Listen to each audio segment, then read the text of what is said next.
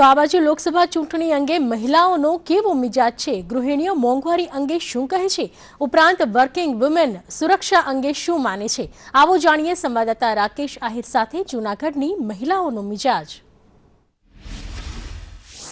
લોકસભાની ચૂંટણીના પડઘમ વાગી ચૂક્યા છે।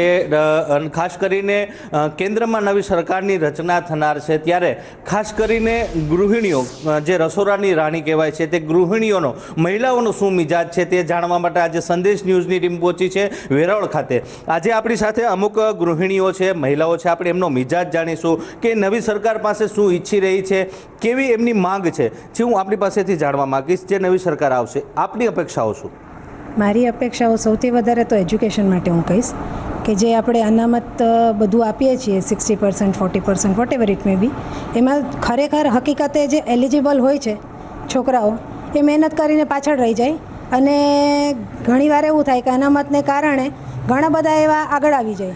પહેલું બીજું, ઘણીવાર શું છે કે ફેક પેલા હોય છે સર્ટિફિકેટ્સ, એને હિસાબે હમણાં ઘણા બધા આવ્યા હતા એવા ફેક સર્ટિફિકેટ્સવાળા મેડિકલ સ્ટોર્સ છે કે ડૉક્ટર્સ છે। તો આના વિશે સરકાર જો કંઈ કરી શકે ને તો સારામાં સારું, બહુ જરૂરી છે, કારણ કે પબ્લિકની હેલ્થ એ બહુ જરૂરી છે।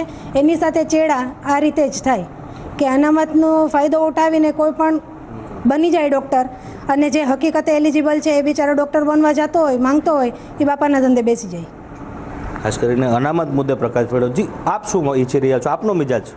હું ખાસ મેઇન જરૂરિયાત, જીવન જરૂરિયાતને લગતી જે વસ્તુ છે એમાં ખાસ કરીને પેટ્રોલ, ડીઝલ, ગેસ, જે પેટ્રોલ, ડીઝલ અને ગેસ એ ત્રણના ભાવ અચાનક અપડાઉન થતા હોય છે, જે બે લેડીઝોના પોતાના જે બજેટ હોય રેગ્યુલર જીવન ચલાવવા માટેના એ ડિસ્ટર્બ થઈ જતા હોય છે। તો સરકારે, ગવર્મેન્ટે ખાસ એના ઉપર ધ્યાન રાખી એ ભાવ બને ત્યાં સુધી જળવાઈ રહે એક ધારા એવું રાખવું જોઈએ। ગેસ સિલિન્ડરના ભાવ વધારે અપડાઉન થાય એ બહુ જ ડિસ્ટર્બ કરી દે છે। એવી જ રીતે હવે પેટ્રોલ, ડીઝલ પણ જીવન જરૂરિયાતમાં આવી ગઈ છે, એના કારણે ટોટલી જીવન જરૂરિયાતની વસ્તુઓ મોંઘી થઈ જાય છે। ઘણી વખત આપણે જોતા હોઈએ છીએ કે શાકવાળાને ત્યાં જઈએ ને તો કે બેન હવે ડીઝલ જ એટલું મોંઘું થઈ ગયું છે, અમને શાક લાવવું મોંઘું પડે છે, તો અમે ક્યાંથી તમને સસ્તું આપીએ।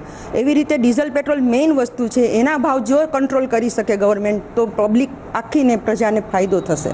ચોક્કસથી, તો મોંઘવારી ઉપર કંટ્રોલ હોવો જોઈએ। બીજા એક મહિલા છે, જે આપ શું ઈચ્છી રહ્યા છો?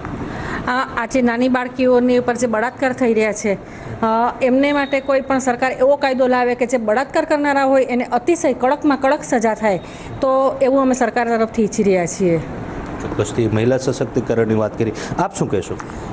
નારી સશક્તિકરણ હવે એ સરકાર કરે છે, અત્યારના બહુ સારું ઓલું છે, પણ હજી આપણે જોઈએ તો દર 6 કલાકે કદાચ રેપનો કેસ થઈ જાય, એટલું જ નથી દેખાડતા, નથી પાછા એ દાબી દે છે।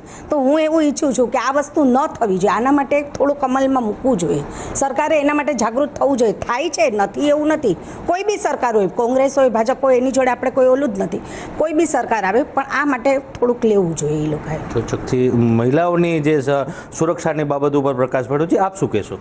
હું ભ્રષ્ટાચાર માટે કહું છું કે આજે નાનામાં નાનું કામ હોય, ધારો કે આપણે કોઈ પણ વસ્તુ કાયદાકીય આપણે કંઈ પણ કરવાનું હોય તો પોલીસ ચોકીથી માંડીને તમારે કોઈ પણ એપ્લિકેશન કરવાની હોય તો એ લોકો સીધી રીતે નથી થતી અત્યારે, અને બહુ ધક્કા ખવડાવે છે। એટલે હું એવું માનું છું કે જો એ બધું ઓનલાઈન થઈ જતું હોય કે એ લોકો જો સરખી રીતે જવાબ આપતા હોય તો અત્યારે આજે બધાને પ્રશ્ન છે। પછી અમુક વખતે એવું થાય છે કે નાની નાની વસ્તુઓનો આપણે એમ થાય છે કે હવે નથી આપણે રિપોર્ટ કરાવવો, કોઈ સરખી રીતે જવાબ નથી આપતા, એટલે આપણે બધું જે પણ આપણા ઉપર ઘણીવાર કંઈ પણ થયું હોય તો આપણે એ દબાવીને બેસી જાય છે કે નહીં ચાલો વાંધો નહીં, આવું બધું જો આપણે કોર્ટમાં જશું, આ કરશું તો એ બહુ મોટું એનું સમસ્યા પાછી ઊભી થશે। એટલે એના માટે થઈને જો ભ્રષ્ટાચાર આપણા દેશમાંથી નીકળી જાય તો ઘણો જ ફેર પડે, નાનાથી માંડીને મોટે સુધીનું। આમાં એવું છે કે ઘણા મોટા માથા તો ઘણા બધા હોય છે, પણ નાના બી તમને ઉપર સુધી પહોંચવા જ નથી દેતા, કે તમારી કોઈ પણ એપ્લિકેશન હોય એ આગળ જવા જ ન દે, કે તમારે પહેલેથી નાની વ્યક્તિને તમારે પહેલાં પૈસા આપો તો જ તમારું કામ આગળ વધે છે। એ જો એક ઓછું થઈ જાય તો બી ઘણા પ્રોબ્લેમ સોલ્વ થઈ જાય બધાના। ભ્રષ્ટાચાર ઉપર અંકુશ હોવો જોઈએ તેવી વાત જણાવી છે. બીજા બેન છે આપણી સાથે. બેન, આપ શું કહેશો? હું સફાઈ માટે કહેવા માંગુ છું. આપણને ત્યાં સફાઈ ઓછી છે. આજકાલના છોકરાઓ કહેશે વિદેશ ફરવા જવું છે, બધી જગ્યાએ જવું છે, પણ ઇન્ડિયામાં હજી એટલી સફાઈ નથી જેટલી હોવી જોઈએ. સફાઈ કર્મચારીઓ પર આવે અને ઓટલા ઉપર બેસીને પાછા વયા જાય, એ લોકોને પગાર મળી જાય, એ લોકોની કોઈ એકદમ ચેકિંગ નથી થતી. સ્વચ્છ ભારત આપણે કહીએ છીએ, પણ હજી સુધી આપણો ભારત એકદમ સ્વચ્છ થયો નથી. એટલે હું એના પર ખાસ ધ્યાન દઈશ કે આપણો ભારત એકદમ સ્વચ્છ થવો જોઈએ. ખાસ કરીને સ્વચ્છતા ઉપર ભાર મૂક્યો છે. જી, આપ શું કહેશો? હું તો એમ જ માગું કે સરકાર બધી સરસ જ છે. અત્યારે જે મોંઘવારી ઘટાડી ને મીડિયમ લોકોને સારી ઓલી આપે ને સરખી સગવડ આપે, એના માટે બસ સરકાર પાસે એટલી અપેક્ષા રાખીએ કે મોંઘવારી હટાવો. ચોક્કસથી. તો આપે જોયું તે આ પ્રમાણે કે આ જે મતદારો હતા, મહિલાઓ હતી, ખાસ કરીને મહિલાઓનો મિજાજ આપણે જાણવાની કોશિશ કરી છે. જુદા જુદા મુદ્દે જે મહિલાઓ હોય છે પોતાનો મિજાજ અત્યારે સંદેશ ન્યૂઝ સમક્ષ વ્યક્ત કર્યો છે. ક્યાંક ભ્રષ્ટાચારનો મુદ્દો હોય, સ્વચ્છતાનો મુદ્દો હોય, મહિલા સશક્તિકરણનો મુદ્દો હોય. એકંદરે જે કોઈ નવી સરકાર દિલ્હીની ગાદી ઉપર બેસનાર છે તે સ્વચ્છ અને સુઘડ પ્રતિભા ધરાવનાર હોય તેવી અપેક્ષાઓ હાલ આ જે જૂનાગઢ લોકસભાના જે મહિલા મતદારો છે તેમને સંદેશ ન્યૂઝ સમક્ષ વ્યક્ત કરી છે. રાકેશ આહિર, સંદેશ ન્યૂઝ, વેરાવળ.